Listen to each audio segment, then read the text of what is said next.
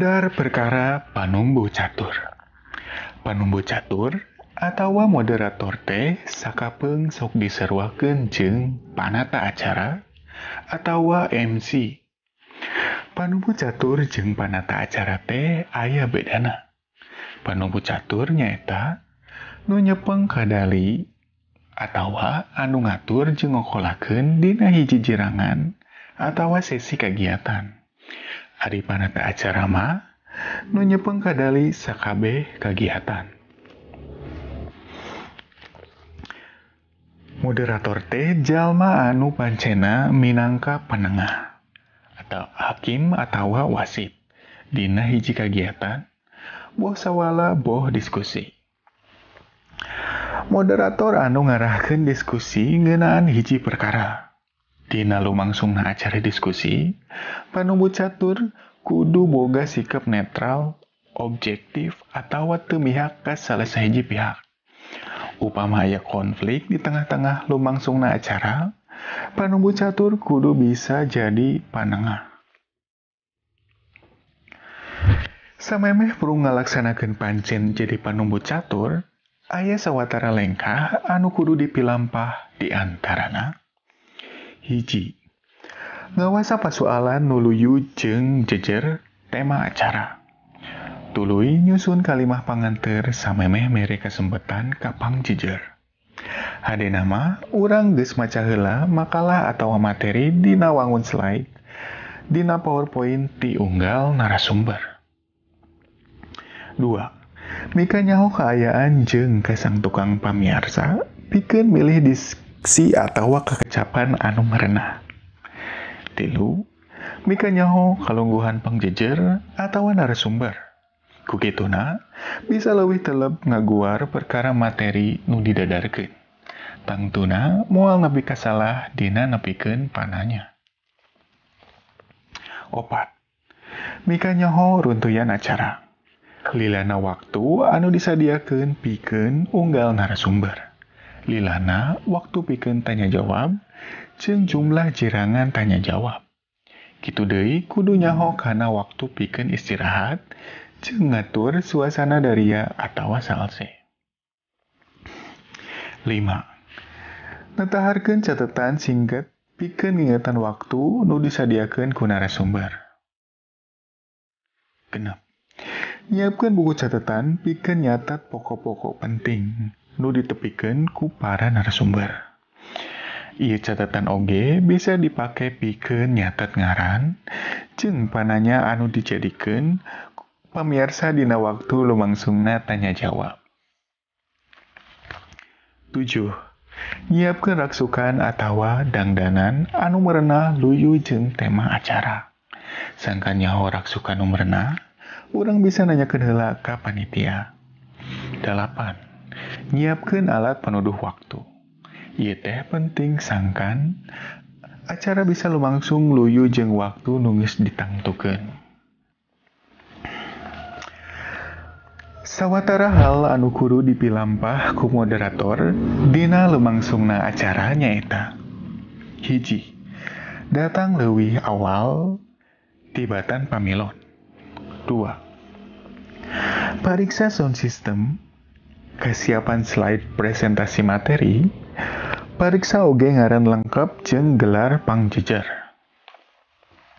3. Ngawanohkeun diri ka para narasumber samemeh prung acara. Gunana sangkan urang leuwih akrab dina lumangsungna acara. 4. Nyiapkeun biodata atawa CV urang anu bakal dibacakeun ku panata acara samemeh urang prak ngamoderatoran. 5. Maca heula biodata unggal pangjejer sarta pastikeun urang bisa maca kalawan bener isi biodatana. Tanyakeun ka pangjejer upama aya bagian tina biodata anu henteu pati jelas. Mahang pancen panumbu catur. Prak-prakan jadi panumbu catur teh kabagi jadi sababaraha bagian anu strukturna umum. Panumbu catur dina ngatur lumangsungna hiji kagiatan dibagi jadi sababaraha bagian. Anu kahiji, bubuka. Tugas mimiti panumbu catur teh nyaeta muka luwangsungna presentasi, diskusi, seminar, lokakarya, atawa debat. Eusina biasana ngucapkeun salam, ngedalkeun rasa syukur, jeung panuhun pikeun kasempetan jadi panumbu catur. 2. Pangwilujeng ka pamilon. Satuluyna pikeun nembongkeun rasa somea jeung pikaresepeun hidup hade upama ngawilujengkeun sumping ka para pamilon nu geus aya di ruangan acara. 3. Pedaran singget ka sang tukang jeung tujuan presentasi. Usahakeun sangkan pamilon ngarasa katarik kana materi nu dipedar ku pangjejer. Carana nyaeta nyaritakeun ka sang tukang jeung tujuan presentasina. Panumbu catur ngupayakeun sangkan topik anu dipedar teh saolah-olah hal anu penting, aktual, sarta raket jeung kahirupan sapopoe pamilon. 4. Wanohkeun pangjejer jeung topik presentasina. Dina waktu ngawanohkeun pangjejer, usahakeun sangkan pamiarsa ngarasa yakin kana kualitas jeung kamampuh pangjejerna. Utamana kana kaparigelan nu patali jeung pedaran anu rek dipidangkeun. 5. Nangtukeun waktu jeung aturan diskusi. Waktu nu diatur teh ngawengku waktu pedaran jeung dina jirangan tanya jawab.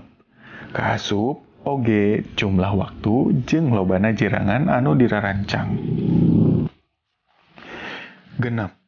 Mere waktu pangjejer pikeun medar materina. Dina ieu bagian, pangjejer dibere lolongkrang waktu anu geus ditangtukeun samemehna. 7. Ngarangkum eusi pedaran. Carana nyaeta nuliskeun pokok-pokok utama anu dipedar. Teu kudu panjang teuing, tapi intina bae. Panumbu catur bisa macakeun deui pokok-pokok pedaran anu geus ditepikeun. Bisa dicindekeun, tapi bisa oge henteu. Kumantung keperluan bae. Nu tangtuna ieu teh diperlukeun pikeun narik pamilon sangka nanya. 8. Ngaturkeun pamilon pikeun nanya. Biasana sesi diskusi atau tanya jawab teh dibagi jadi sababaraha jirangan. Unggal jirangan dibere kasempetan pikeun 3 urang nu nanya. 9. Panuhun ka pangjejer jeung pamiarsa. Tepikeun kalawan ikhlas jeung somea. Komo mun dibarengan ku imut jeung pasemon nu hegar. 10. Mungkas acara. Pungkas acara ku rasa syukur hade upama ngagunakeun ungkara anu matak ngahudang sumanget. Bisa oge ku kalimah anu nimbulkeun rasa optimis kana pedaran anu geus ditepikeun ku pangjejer.